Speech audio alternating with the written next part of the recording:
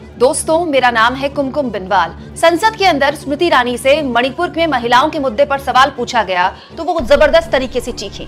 इतना चीखी कि विपक्ष के लोगों ने कहा कि ये टीवी वाला ड्रामा आखिर संसद के अंदर क्यों किया जा रहा है। लेकिन अब विपक्ष के लोगों ने स्मृति ईरानी की एक और तस्वीर सामने रखनी शुरू कर दी है और उस तस्वीर को देखकर आप कहेंगे कि क्या वाकई में हमारे देश के राजनेताओं की पूरी जिंदगी, उनका हर काम बस ड्रामा होता है। दोस्तों, ये तस्वीर है स्मृति ईरानी के ट्रेडिशनल डांस करने की, एक नृत्य करने की, जो पिछले साल फरवरी के महीने में उन्होंने मणिपुर की महिलाओं के साथ किया था। मणिपुर की उन्हीं महिलाओं के साथ जिनके नाम पर आज वो राजस्थान और छत्तीसगढ़ की महिलाओं को याद कर रही हैं। दोस्तों, पिछले साल मणिपुर में चुनाव होने थे तो आप तो जानते हैं स्मृति ईरानी बीजेपी की स्टार प्रचारक है, महिला बाल विकास मंत्री भी हैं, एक जाना पहचाना चेहरा है भारत में।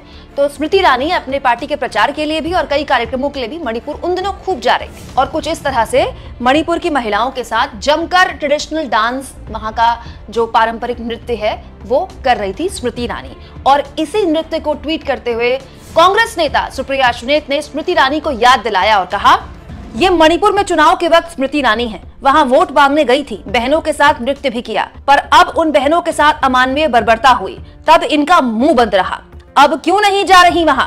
दोस्तों, इस ट्वीट के साथ सवाल ये खड़ा होता है कि आखिर मणिपुर के मुद्दे पर स्मृति ईरानी इतनी संवेदनहीन कैसे हो सकती हैं?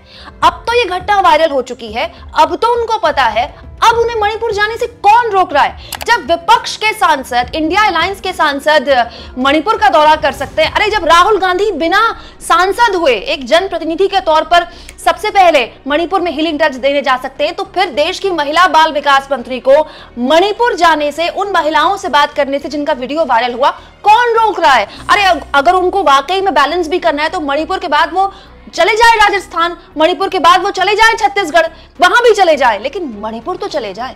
आखिर कौन रोक रहा है स्मृति ईरानी को यह सवाल पूछने में अपनी सरकार से कि 3 साल के अंदर इस देश की 13 लाख लड़कियां और महिलाएं कहां गायब हो गई? दोस्तों, मोदी सरकार ने संसद के अंदर एक आंकड़ा पेश किया है जो ये बताता है कि केवल 3 साल में 13 लाख, जी हाँ, 13 लाख इस देश की लड़कियां और महिलाएं गायब हो गई। कैसे गायब हो गई भाई? जमीन खा गई, आसमान निकल गया, और इसमें भी अव्वल डबल इंजन का मध्य प्रदेश है। कौन रोक रहा है स्मृति ईरानी से अपनी सरकार से सवाल पूछने में कि आखिर भाई ये 3 साल में 13 लाख लड़कियों की कहां तस्करी हो गई, उन्हें कहां बेच दिया गया, इंटरनेशनल मार्केट पे वो उनकी तस्करी हो गई या भारत के अंदर वो गायब हो गई? कोई ऐसे ही गायब हो जाता है क्या? वो 13 लाख लड़कियां और महिलाएं इंसान है कि बस मांस का एक लोथड़ा है? दोस्तों, एक बड़ा सवाल एक जनप्रतिनिधि, एक सांसद के तौर पर क्या स्मृति ईरानी से नहीं पूछा जाना चाहिए कि जब चुनाव होता है तो वो मणिपुर की महिलाओं के साथ पारंपरिक नृत्य करने चली जाती हैं, लेकिन जब सवाल पूछने का वक्त आता है, जब उनको न्याय दिलाने का वक्त आता है तो वो छत्तीसगढ़, राजस्थान करती हैं?